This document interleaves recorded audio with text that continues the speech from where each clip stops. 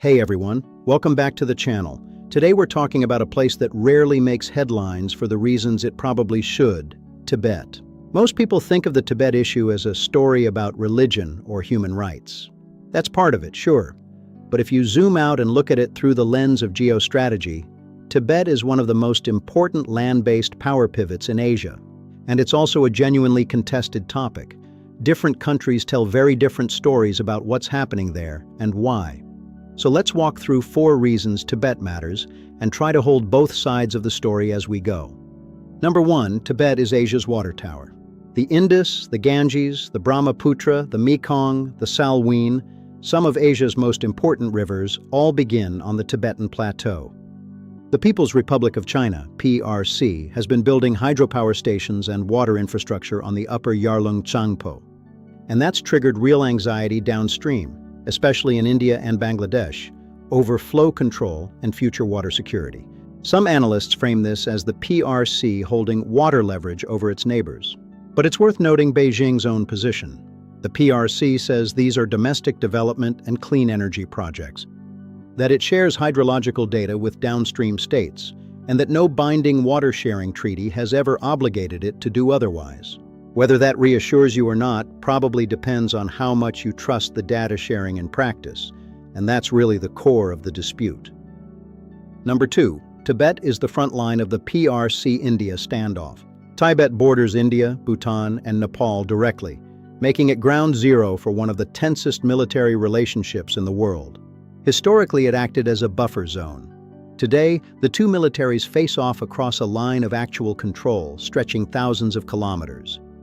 The PRC has been rapidly building highways, railways, high-altitude airports, and forward outposts toward the border. India, and many Western analysts, read this as a projection buildup aimed at gaining a military edge. The PRC's official framing is different. It describes the infrastructure as normal regional development, meant to connect and modernize a historically remote area, pointing out that India has been building up its own border infrastructure at a similar pace.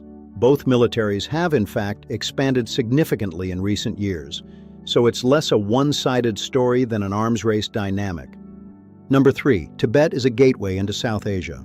Tibet connects inland the PRC to South and Central Asia, and Beijing has used that geography to expand ties, the PRC-Nepal Railway, closer relations with Bhutan.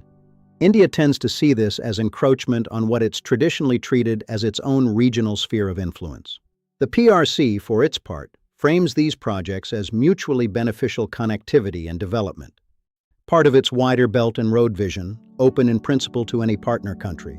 There's also a security angle. The Tibetan government in exile has been based in India since 1959, and Beijing has consistently said that firm control over Tibet is necessary to prevent outside actors from using it as a base for separatism. Tibetan exile groups and their supporters counter that this framing is used to justify tight restrictions on religious and cultural expression inside Tibet, which is where the human rights dimension comes back in. Number 4, Tibet as a piece in the wider Indo-Pacific rivalry. Under the US-led Indo-Pacific strategy, Tibet has become one more pressure point in the broader US-China relationship. Through measures like the Tibet Policy and Support Act, Washington has paired human rights advocacy with deeper security ties to India. Some geopolitical analysts link Tibet to East Turkestan, Taiwan, and the South China Sea as part of a coordinated pressure campaign against Beijing. The PRC's government describes this quite differently, as Western interference in what it considers a purely internal sovereign matter, and as a convenient tool for containing the PRC's rise rather than a genuine human rights concern. Which read you find more convincing probably depends on how you weigh strategic competition against the on-the-ground accounts coming out of the region. And honestly, reasonable people land in different places on that. So, water, borders, regional influence, and great power rivalry, with real disagreement running through every single one of them. That's what makes Tibet such a fascinating case study.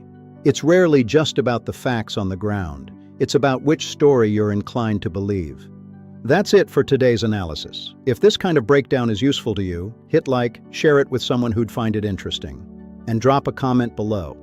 It genuinely keeps me motivated to keep making these. Thanks for watching, everyone, and I'll see you next Friday.